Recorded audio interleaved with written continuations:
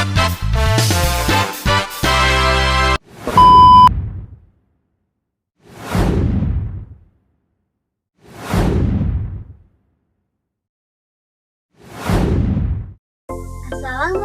warahmatullahi wabarakatuh. Halo teman-teman semua, sebelum memperkenalkan diri dan memahami materi kali ini, izinkan saya untuk berpantun menanam padi di tanah subur, tumbuh hijau hasilnya berkah. Lembaga pendukung berperan makmur, bangun ekonomi sesuai syariah. Perkenalkan, nama saya Dian Katarina dengan NPM 0227241105 dari kelas 3E Fakultas Ekonomi dan Bisnis, program studi akuntansi. Dari video keempat kali ini, saya buat dalam rangka memenuhi tugas pada mata kuliah ekonomi syariah dari dosen pengampu Pak Dr. Suito SE, MSI, AK, CSRS, CSRA. Nah, di video pembelajaran kali ini dengan materi yang sangat menarik tentang peran lembaga dan instrumen pendukung dalam pengembangan perbankan syariah. Jadi teman-teman, di era modern ini, sistem keuangan syariah telah menjadi salah satu pilar penting dalam perekonomian global. Namun, tahukah kalian bahwa keberhasilan perbankan syariah tidak hanya bergantung pada bank syariahnya saja? Ada lembaga-lembaga dan industri pendukung yang berperan besar di balik layar. Nah, di video ini kita akan bahas secara mendalam apa itu perbankan syariah, siapa saja lembaga yang berperan, apa kontribusi industri pendukungnya, kemudian ada tantangan yang dihadapi, dan bagaimana teknologi menjadi kunci kemajuan perbankan syariah. Teman-teman, perkembangan perbankan syariah di Indonesia kali ini sangat pesat. Sejak berdirinya Bank Muamalat Indonesia pada tahun 1991, di sektor ini terus berkembang hingga kini memiliki ratusan unit layanan syariah di seluruh Indonesia. Namun, perkembangan tersebut tidak mungkin terjadi tanpa peran penting dari lembaga dan industri pendukung. Mereka tidak hanya membantu dari sisi operasional, tapi juga turut serta dalam edukasi, promosi, dan pengawasan agar perbankan syariah tetap berjalan sesuai prinsip Islam. Kemudian, teman-teman, lembaga pendukung ini bisa berupa lembaga keuangan non-bank, lembaga pendidikan, lembaga teknologi, hingga regulator yang mengatur kebijakan nasional. Namun, dengan dukungan yang kuat dari berbagai pihak, ekosistem perbankan syariah dapat berkelanjutan dan berdaya saing dengan di tingkat global. Sebelum kita membahas peran lembaga pendukung, kita perlu memahami dulu apa itu perbankan syariah. Perbankan syariah adalah sistem perbankan yang beroperasi berdasarkan prinsip-prinsip syariah Islam. Nah, prinsip utamanya adalah menjauhi riba atau bunga, gharar atau kepastian yang berlebihan, defisit, spekulasi, dan kejadian. Sebaliknya, perbankan syariah juga menekankan pada gaya ekonomi yang halal, adil, dan berorientasi pada kesejahteraan bersama. Nah, transaksinya berbasis pada akad-akad seperti pertama, mudaharabah, yaitu bagi hasil antara pemilik modal dan pengelola.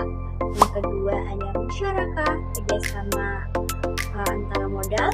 Yang ketiga ada murabahah, di mana jual beli dengan margin atau keuntungan. Kemudian yang keempat ada ijarah, sewa menyewa, dan yang kelima ada qardul hasan, pinjaman kebajikan bunga.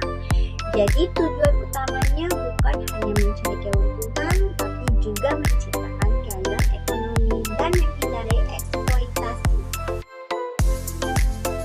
Lembaga keuangan seperti bank syariah, unit usaha syariah, dan koperasi syariah adalah ujung tombak dalam penyedia layanan keuangan berbasis syariah. Mereka bertanggung jawab memastikan bahwa setiap produk dan layanan, mulai dari tabungan, pembiayaan, hingga investasi, benar-benar sesuai dengan hukum Islam. Selain itu, lembaga-lembaga ini juga memiliki peran sosial seperti membayar zakat, infak, sedekah, dan wakaf untuk kesejahteraan umat. Setiap lembaga keuangan syariah diawasi oleh Dewan Pengawasan Syariah atau disebut DPS yang berada di bawah koordinasi Dewan Syariah Nasional dan Majelis Ulama Indonesia atau disebut sebagai DSN MUI. Fungsi DPS ini sangat penting untuk menjaga kepercayaan masyarakat bahwa semua kegiatan operasional bank berjalan sesuai prinsip syariah. Nah, agar sistem ini berjalan dengan tertib dan aman, dibutuhkan regulasi dan kebijakan dari otoritas yang berwenang. Jadi, ada beberapa lembaga penting di sini. Yang pertama, Bank Indonesia atau disebut sebagai BI. Sebagai otoritas moneter, BI berperan dalam menjaga stabilitas sistem keuangan dan mendukung pengembangan ekonomi syariah. Yang kedua, ada otoritas jasa keuangan atau disebut OJK. Nah, OJK ini berperan sebagai pengawas dan pembuat aturan bagi seluruh lembaga keuangan termasuk bank syariah. Jadi tujuannya agar perbankan syariah tumbuh sehat, transparan, dan melindungi nasabah. Yang ketiga ada Dewan Syariah Nasional atau MUI. Nah, ini menetapkan fatwa dan pedoman terkait produk, jasa, dan akad dalam kegiatan perbankan syariah. Dengan kebijakan yang jelas dan terkoordinasi, masyarakat semakin percaya terhadap keamanan dan keabsahan perbankan syariah. Edukasi menjadi kunci penting dalam perkembangan perbankan syariah. Nah, masih banyak masyarakat yang belum memahami konsep dasar ekonomi Islam dan bagaimana perbankan syariah bekerja. Nah, jadi teman-teman, lembaga pendidikan baik universitas, pesantren maupun lembaga pelatihan profesional ini juga berperan dalam mencetak sumber daya manusia yang paham dan kompeten di bidang keuangan syariah. Nah, jadi selain itu, pelatihan bagi pegawai bank syariah juga penting agar mereka dapat memberikan layanan yang sesuai dengan prinsip dan nilai Islam. Jadi, kegiatan edukasi publik seperti seminar, workshop, dan kampanye literasi keuangan syariah perlu terus digalakan untuk meningkatkan kesadaran masyarakat. Dalam dunia yang terus berubah, inovasi adalah keharusan di mana lembaga dan industri pendukung harus mampu menciptakan produk-produk baru yang sesuai dengan kebutuhan masyarakat. Nah, contohnya yang pertama, tabungan haji dan umroh berbasis syariah. Yang kedua, ada kartu pembiayaan tanpa bunga. Yang ketiga, digital banking syariah. Dan yang keempat, yaitu pembiayaan mikro berbasis bayi hasil untuk UMKM. Jadi, inovasi ini penting agar bank syariah tidak tertinggal dari bank konvensional dan tetap relevan di era digital. Selain di tingkat nasional, kolaborasi internasional juga sangat penting, di mana kerjasama antara bank syariah di berbagai negara dapat memperluas jaringan bisnis, memperkuat likuiditas, serta meningkatkan pertukaran ilmu dan pengalaman. Nah, misalnya tuh, kerjasama antara bank syariah Indonesia dengan lembaga keuangan di Malaysia, Arab Saudi, atau Uni Emirat Arab dapat membuka akses pembiayaan lintas negara berbasis syariah.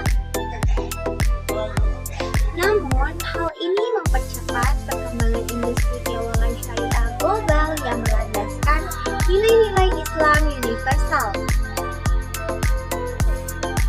Teknologi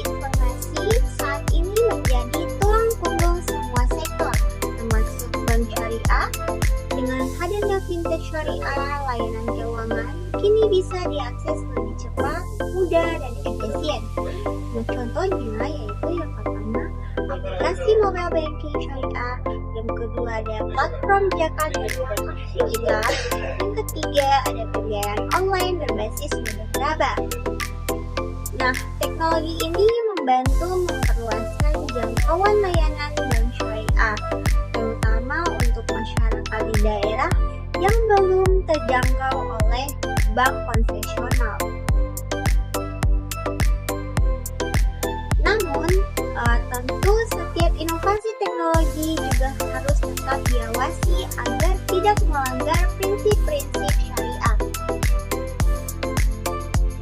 Meski perkembangannya menjanjikan, perbankan syariah masih menghadapi beberapa tantangan, antara lain yang pertama, rendahnya literasi masyarakat, dan kedua, persaingan kuat dengan bank konvensional, yang ketiga, terbatasnya produk yang inovatif. Kemudian yang keempat, masih kurangnya sumber daya manusia yang paham teknologi syariah. Oleh karena itu, kolaborasi antara lembaga perlu diperkuat agar tantangan ini bisa diatasi melalui sinergi, edukasi, dan inovasi. Agar lembaga dan industri pendukung berperan optimal dalam mengembangkan perbankan syariah, diperlukan strategi yang komprehensif dan terarah. Beberapa strategi penting yang bisa dilakukan antara lain, yang pertama, sinergi antar lembaga, kolaborasi antara OJK, DI, DSN, MUI, lembaga pendidikan, dan fintech yang harus diperkuat. Nah, masing-masing pihak perlu berkomunikasi dan berkoordinasi secara rutin agar kebijakan dan inovasi bisa sejalan dengan prinsip syariah. Yang kedua, ada digitalisasi layanan keuangan syariah, di mana transformasi digital menjadi kunci utama daya saing bank syariah. Nah, pemanfaat blockchain, artificial intelligence, dan big data dapat meningkatkan efisiensi, transparansi, dan kepercayaan nasabah. Yang ketiga, ada peningkatan literasi dan inklusi keuangan syariah, di mana pemerintah dan lembaga keuangan perlu mendorong program edukasi di sekolah, pesantren, dan masyarakat umum tentang pentingnya produk dan layanan syariah. Yang keempat, ada pemberdayaan UMKM berbasis syariah, di mana lembaga pembiayaan dan koperasi syariah harus lebih aktif membantu usaha kecil agar dapat mengakses pembiayaan tanpa riba. Yang kelima, ada penguatan sumber daya manusia dan riset ekonomi Islam. Nah, di mana ada universitas, lembaga riset, dan industri keuangan perlu bekerja sama mencetak tenaga profesional yang paham prinsip syariah sekaligus kompeten dalam teknologi dan manajemen modern. Nah, jadi teman-teman, dengan strategi ini perbankan syariah bukan hanya bertahan tetapi berkembang menjadi pilar utama perekonomian. Nah, pada perbankan syariah tidak hanya berdampak pada sektor keuangan, tetapi juga pada struktur sosial dan ekonomi masyarakat. Yang pertama, dampak sosial, di mana meningkatkan kesadaran masyarakat terhadap keuangan yang halal dan etis.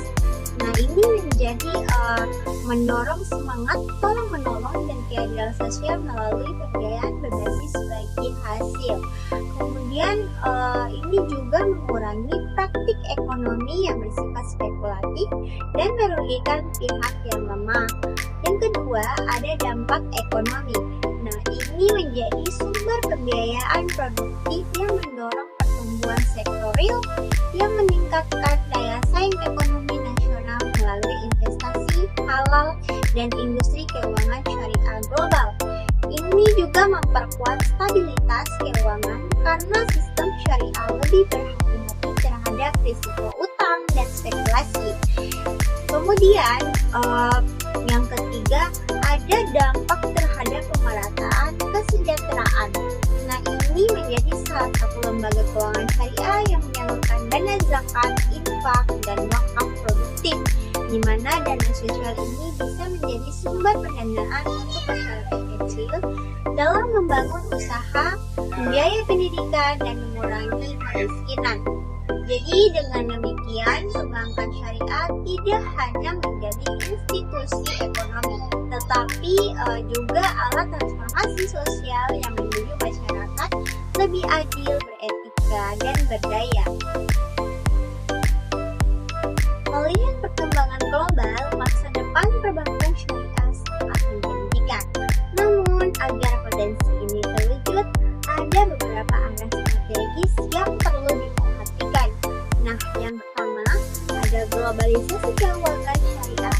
Jadi, Indonesia berpotensi menjadi global keuangan syariah di Asia Tenggara.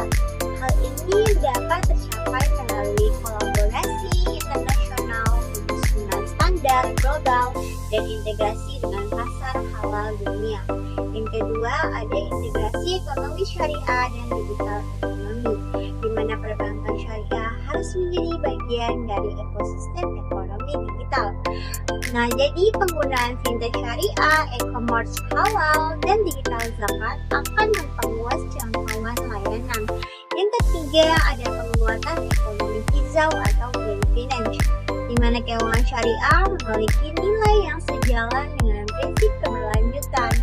Nah, jadi pembiayaan berbasis syariah bisa diarahkan untuk proyek ramah lingkungan seperti energi terbarukan, pertanian berkelanjutan, dan ekonomi sirkular. Yang keempat, ada peran pemerintah dan regulasi global, di mana pemerintah perlu terus memperkuat kebijakan, insentif, dan dukungan infrastruktur digital. Nah, sementara lembaga internasional seperti GFSD dan AAOIFI berperan penting dalam penyusunan standar global untuk menjaga kepatuhan syariah lintas negara. Jadi dengan langkah-langkah tersebut, masa depan perbankan syariah bukan hanya menjanjikan secara ekonomi, tetapi juga menjadi simbol peradaban baru, di mana ekonomi yang seimbang antara iman, etika, dan inovasi. Agar ekosistem keuangan syariah terus berkembang, dibutuhkan kolaborasi lintas sektor. Yang pertama, kolaborasi pemerintah dan swasta. Nah, di mana pemerintah menyediakan regulasi dan insentif, sementara sektor swasta berinvestasi dalam produk dan layanan. Contohnya, kartu pembiayaan syariah digital, masuk kerja keras sama bank syariah dan fintech. Yang kedua, kolaborasi antar negara, di mana melalui forum internasional seperti Islamic Financial Service Board atau IFSB dan AOAIFI. Indonesia bisa belajar dan berbagi pengalaman dengan negara-negara lain. Ini memperkuat posisi Indonesia sebagai pusat keuangan syariah dunia. Yang ketiga, ada kolaborasi industri halal dan keuangan syariah. Jadi hubungan antara sektor halal seperti makanan, wisata, mode, dan pembiayaan syariah menciptakan rantai nilai ekonomi Islam yang utuh dari produksi hingga distribusi. Yang keempat, ada kolaborasi akademisi, regulator, dan komunitas akademisi. Nah, ini meneliti regulator untuk menetapkan kebijakan dan komunitas menyebarkan literasi. Jadi ketiganya menjadi roda penggerak utama agar keuangan syariah tumbuh kuat dan berkelanjutan. Dalam beberapa tahun terakhir, pemerintah Indonesia menunjukkan komitmen besar untuk memperkuat keuangan syariah melalui Komite Nasional Ekonomi dan Keuangan Syariah yang dimana disebut sebagai Kemenkes. Lembaga ini menjadi pusat koordinasi nasional yang menghubungkan kebijakan pemerintah, lembaga keuangan, industri halal, dan sektor pendidikan. Jadi, Kemenkes juga memiliki 4 fokus utama yang dimana pertama, pengembangan industri produk halal. Yang kedua, penguatan lembaga keuangan syariah. Kemudian yang ketiga, ada pengembangan dana sosial syariah seperti zakat dan wakaf. Nah, dan yang keempat,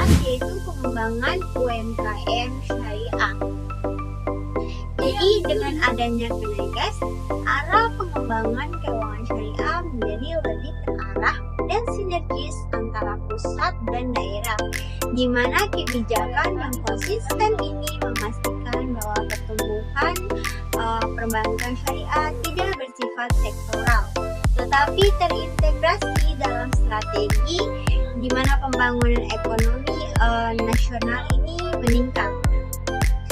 Salah satu tantangan besar perbankan syariah adalah rendahnya tingkat literasi keuangan syariah masyarakat. Menurut survei OJK, indeks literasi keuangan syariah Indonesia masih jauh di bawah keuangan nasional. Oleh karena itu, lembaga keuangan dan pendidikan harus bersinergi melakukan edukasi publik melalui media sosial, seminar, dan program sekolah. Nah, di mana pengenalan produk perbankan syariah sejak ini, kolaborasi ini dengan pesantren dan komunitas keagamaan untuk memperluas pemahaman umat dan penguatan kapasitas pegawai bank agar mampu menjadi duta edukasi syariah. Jika masyarakat memahami prinsip dan manfaatnya, mereka akan lebih percaya dan beralih ke sistem keuangan syariah secara alami. Jadi bukan karena paksaan, tetapi karena kesadaran nilai. Dana sosial Islam yang disebut sebagai Iswap adalah penopang sosial ekonomi umat yang sangat selaras dengan visi perbankan syariah. Yang pertama, zakat dan infak. Nah, di mana mereka membantu masyarakat miskin untuk mendapatkan modal usaha. Yang kedua, sedekah memperkuat semangat solidaritas sosial. Yang ketiga, ada wakaf produktif yang dimana dapat dikelola untuk mendanai sektor pendidikan, rumah sakit, dan pemberdayaan ekonomi. Jadi teman-teman, lembaga seperti Basnas, BWI, dan lembaga wakaf korporasi ini bekerja sama dengan bank syariah untuk mengelola dana secara profesional. Dengan sinergi ini, dana umat tidak hanya disimpan tetapi berputar dan menggerakkan perekonomian. Tidak semua masyarakat bisa mengakses bank besar, terutama di pedesaan. Disinilah peran koperasi syariah dan pengenalan Tanwil atau bisa disebut BMT sangat penting. Jadi koperasi syariah menjalankan prinsip ta'awun atau tolong-menolong, membantu anggotanya dalam simpan pinjam, usaha mikro, hingga pendidikan ekonomi.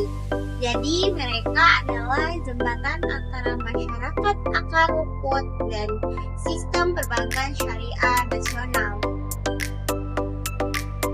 Jadi dengan dukungan pemerintah dan perbankan syariah, BMT dan koperasi dapat menjadi sumber pembiayaan inklusif yang menghapus ketergantungan masyarakat pada rentenir. Jadi materi ini dapat kita simpulkan bahwa peran lembaga dan industri pendukung sangatlah krusial dalam pengembangan perbankan syariah. Jadi dengan dukungan regulasi yang kuat, inovasi produk, peningkatan edukasi, serta pemanfaatan teknologi modern, di mana perbankan syariah dapat terus berkembang dan menjadi pilihan utama masyarakat Indonesia.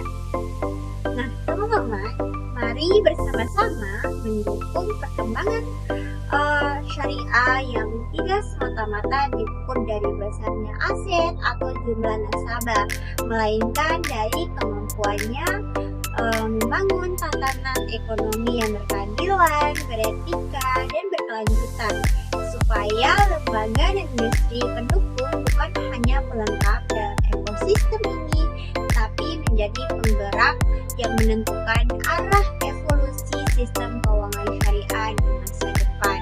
Selain itu, inovasi dan kolaborasi lintas sektor membuka jalan bagi perbankan syariah untuk menjadi pionir dalam ekonomi hijau, ekonomi digital, dan inklusi keuangan. Teknologi ini ketika dipadukan dengan prinsip syariah tidak hanya mempermudah transaksi, tetapi juga menumbuhkan kepercayaan dan transparansi dalam hubungan ekonomi. Jadi teman-teman, terima kasih telah menyimak video ini. Semoga dengan terus memperkuat peran lembaga dan industri pendukungnya, teman-teman dapat mengetahui bahwa Indonesia memiliki potensi besar untuk menjadi pusat keuangan syariah dunia. Jadi bukan hanya karena jumlah penduduk muslimnya, tapi karena komitmen pada nilai, inovasi, dan integritas. Wassalamualaikum warahmatullahi wabarakatuh. See you!